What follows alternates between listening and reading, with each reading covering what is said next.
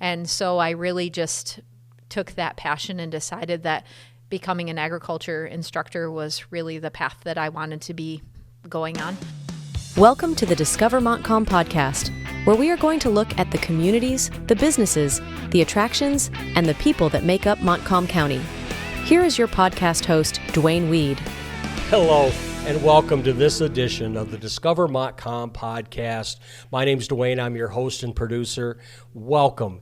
Today we're going to be talking about agriculture, but before we get into the interview, you can find us on Instagram, Facebook, and YouTube, as well as on iHeart, Apple, and Pandora. And you'll notice that the studio here might look a little different than mine, because we're at the Montcalm Area Career Center in the Digital Arts Studio here, where my students do a podcast called the MACC Podcast.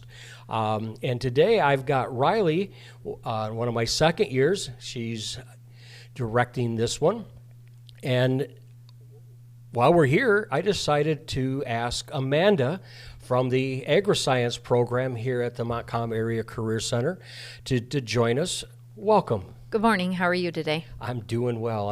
As I got off to a little rough start, it's kind of nice when you can laugh at yourself or be laughed at. Both of those were. We're going to talk about agriculture today, not only in your program, but before we get into that, tell me a little bit about your history. Why are you suited to be the Agriscience Instructor here at the MACC? So I actually grew up in the area, originally from Belding, and I graduated from Belding High School way back in 1993. And I was a member of the Agriscience program that we had at Belding at that time, and did 4 years in the FFA chapter there, and just really developed my passion for agriculture. When I started out, my interest was primarily in being a veterinarian. Okay. So then I moved to Michigan State, got my degree in animal science. When vet school didn't work out, then I decided, what was the next thing I loved to do? And that was always teaching and interacting with kids. So as I was a youth 4-H leader, I did some other summer science bus things that we had at Belding. And so I really just took that passion and decided that becoming an agriculture instructor was really the path that I wanted to be going on. And then met my husband while I was in college, and his family owns a farm. And so kind of just moved into agriculture through that. Now, when you were growing up, did you live on a farm? No, we had a quarter of an acre in Grattan, so didn't really participated in 4-H through horses that my friends owned. So that was really kind of my introduction into agriculture. So you got married. And jumped you're now right a in. Farmer's wife. You're now a farmer's wife. So everything Yep. that you had a passion for, you're now having to live it every day. Yeah. Yep. So Feet first. no time off. The farm has to run 24/7. Correct. Regardless if it's 20 below or 110. Correct. Very much so. And so that was the start of your love for agriculture. When did what was your first couple jobs? You found a love for teaching and that, so kind of give us a quick Reader's Digest version of your jobs leading up to arriving here at the Career Center. So my parents were both involved in construction. So my first job obviously was working with the family business, so painting, building. My mom was actually involved in fire insurance repair, so if your house had a fire, we would go in and we would rebuild your house and put you back in it. So that's actually one of my first stories was one of the houses had a fire, and they had 9 cats who went through the fire, and so we were talking about it, and I'm like, we have to bathe all these cats, and so they locked me in a house trailer bathroom with 9 Siamese cats, and so that was really one of those things. Cats just love to take baths, don't they? Yeah, and little did I know that all of my coworkers were standing out the door listening as I fell into the tub. Mm-hmm. So yeah, agriculture really focuses on a lot of different things. You get dirty, you get wet, you get things underneath your fingernails, and it's not always dirt. And then my first actual job outside of the family business was I worked for Lindrup Tree Farm, which was here in Greenville, doing Christmas trees and learning how to make wreaths and things, which is something that I now do with my students every year. It's interesting how the things we've done in our past come back to become part of our classes that we teach. Absolutely. You know, because there's things that we've done, you've done, I've done, that, hey, let's try this. You know, the students having the podcast here is an example that I had my podcast. So I'm like, man, I think they can do this. Right. What year did you come to the Montcalm Area Career Center? So I started here in 2016 after teaching at Dansville for 15 years, where I was the biology teacher and Agriscience and FFA advisor. So you went from K-12 to Career Tech. Correct. Which one do you like best? I like the Career Center the best because my students have the choice to come here, so a lot of them really have a connection to the material. I like the fact that we have 2.5 hours a day where we can do things, because sometimes in a 45-minute or a 90-minute class period, you just really can't get the depth that we can here. You just get started and we're done. You got the next class coming in. Yes. When did the Agriscience program begin here at the Career Center? Do you have any past history? It started here in 1997 with Mary Kim Myers. And we got our FFA chapter charter in 2006. Okay. So you just led into my next question. You got the Agriscience program here, and you have an FFA chapter. What does FFA stand for? So FFA was originally Future Farmers of America. It started in 1928 with a group of like-minded farm boys who went to Kansas City. And they decided to start the organization. FFA is different than 4-H due to the fact that we are an intercurricular instead of extracurricular activity. So FFA is part of my coursework that my students do. And so you have to be a certified agriscience teacher in order to have a program, where 4-H is voluntary led, where people volunteer and do that. And it's different than being a coach at a high school for other things. We were talking yesterday, and you said that you've been in both. Yes. You know, that you've been a leader, and you've not that farming doesn't take all your time, but you still find time for. Correct. The FFA chapter is kind of unique in this county because you are, do you have extra meetings? It's part of your program, but is it also, you've got people from other areas. Do you have meetings once a week, or how? Tell us. So we run everything out of our classroom because of the fact that we have 7 different sending schools, and some of those kids are 45 minutes to an hour away. So we run everything out of the classroom.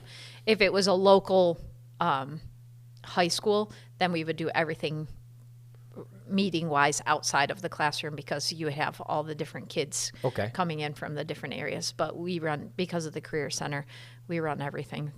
And so we have, the AM kids will run a meeting, the PM kids will run a meeting.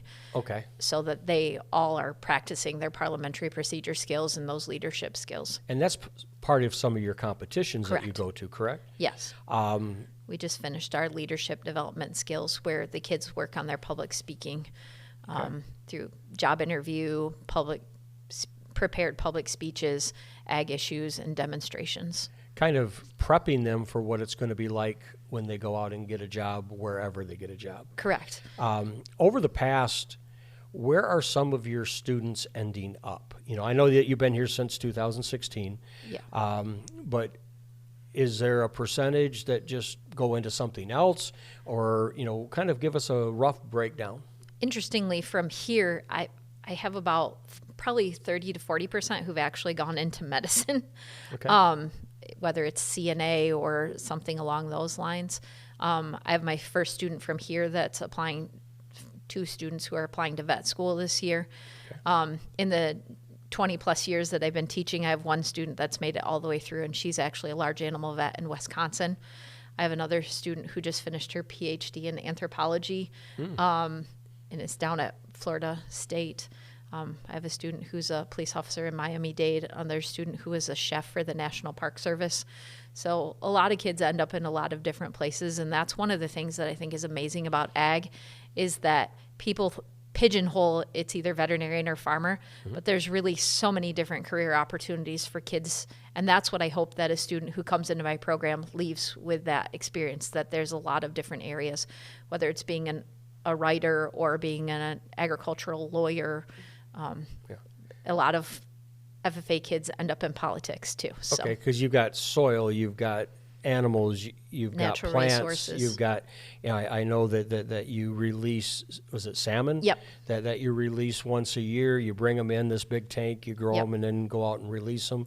I know that you've been out with the plants, working with the MCC group. All things that flutter from the master gardeners next door at the college. We've helped with that project. So actually, and I think the beauty of the MACC, the Montcalm Area Career Center, is it's hands-on.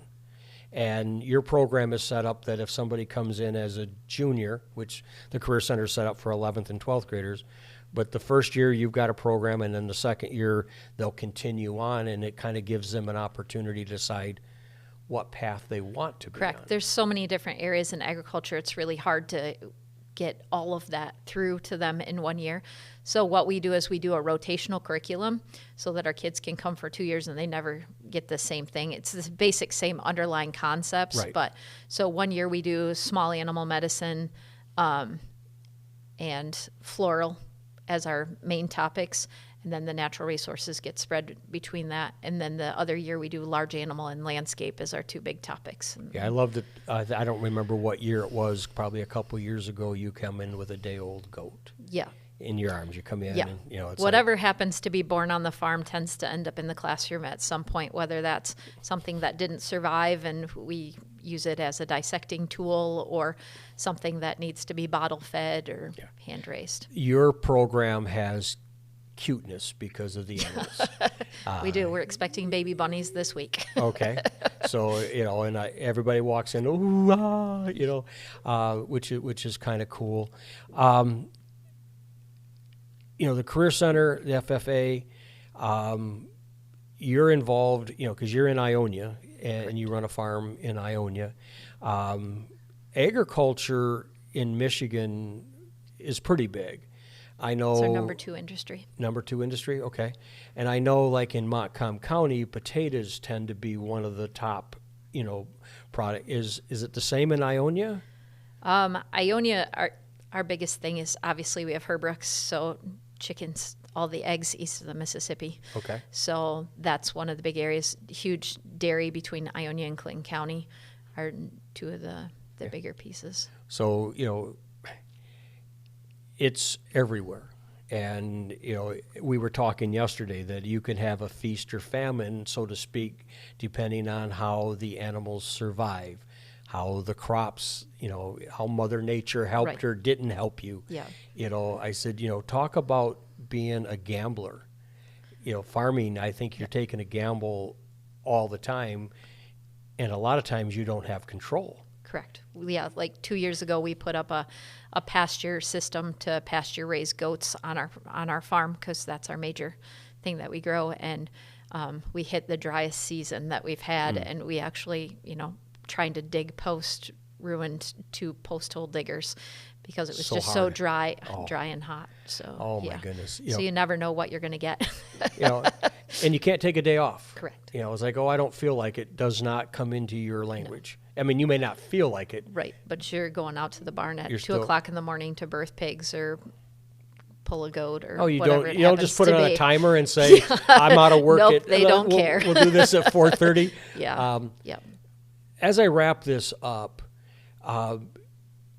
there's so many directions we can go with this, but is there something that we haven't touched on that you wanted to make sure that you brought out in this interview? I think that our program is really unique here because we don't have one in the other schools. We used to have programs at Greenville and Central Montcalm and some of the other schools, but we're unique because we're it. And we really want people to understand that when they come here to the MACC, that they're going to get a really all-encompassing education. Mm-hmm. And FFA is unique in that Michigan State gives us 6 credits if students get their state degree, which is something that they don't give to any other program throughout the state. So kids who come here really have a unique opportunity that they can get 4 credits at Montcalm Community College in their agri-science program, and we tie right into the Michigan State Agriculture Institute's program, and we work with them quite a bit over at the college. So we just really are a unique venue, and we want kids to come, whether they're interested in animals, plants, or natural resources, they're going to get a well-rounded education. And this year, because of funding that we got from the state legislature, we have a tractor, so all of our kids are learning how to appropriately drive a tractor. So we hope that brings businesses to look for our students as well. Sure, because and when you pointed that out, what's the one thing that every farm has? It has a tractor of some sort. And, it's a little different than sitting in your car. Well, and unfortunately, a lot of our students don't necessarily have experience with driving that. So that was one of the reasons that led us to decide to do that, is to give them one more skill that they could have to go out and get, hopefully, a career in the industry. Thank you so much. We've been talking about the programs here at the Montcalm Area Career Center and Agriscience in particular today. Amanda Sturm is the instructor there, and this could probably go on for a long time. But if anybody's interested in the Agriscience program, you can go to MyMACC.com to the website, and you can click on Agriscience or any of the other 11 programs that are here. Whether it's health or auto or diesel or my program, digital arts, they're all there. You can get information, and you can be homeschooled. Or from one of our 7 districts. Come from our 7 districts, and I know that on occasion we get somebody from Belding. Correct. So there are times where it kind of reaches out, but if you're homeschooled, you're available to come here as well. So thank you so much for taking this time, even though we had a little technical issues when we started here today. So DiscoverMontcalmPodcast.com. You can grab the RSS feed, put it in your favorite browser that you're on checking out your podcast, or you can go to iHeart, Pandora, or Apple, and you can find us there as well. So remember to buy and shop locally. Thank you, Riley. The Discover Montcalm podcast is brought to you by WGLM 106.3 FM, West Michigan Technology and Design Solutions, and DW Video. Connect and follow the Discover Montcalm podcast on Facebook, Instagram, and YouTube. Check out all our episodes at discovermontcalmpodcast.com. We look forward to featuring your business, community, nonprofit, events, and more. Contact Dwayne at 231-250-9624, 231-250-9624. Thank you for tuning in and following the Discover Montcalm podcast.